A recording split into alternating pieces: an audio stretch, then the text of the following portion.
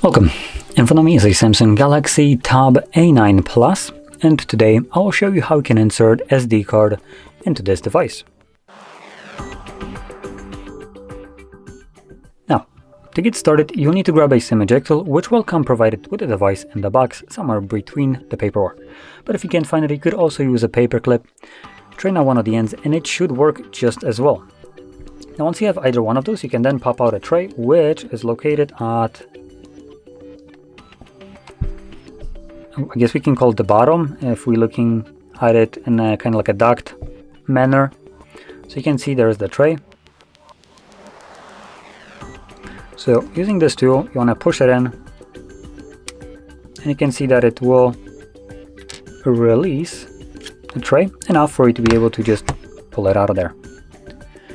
Now on the tray, you'll have space for your SD card. Now there is a chance that there might be a LTE version of this device, which would mean that the tray next to it, which for me is completely filled, for you might actually be not filled, meaning you could put in your SIM card in there and use mobile network on your device.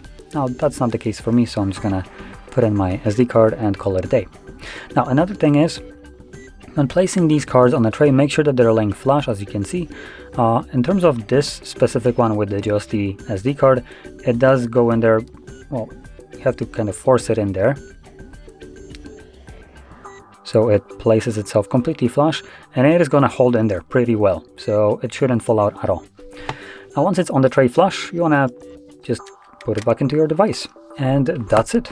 The card should start working right away, and it just did appear up here as a notification, SD card inserted, so it is detecting it without any additional steps.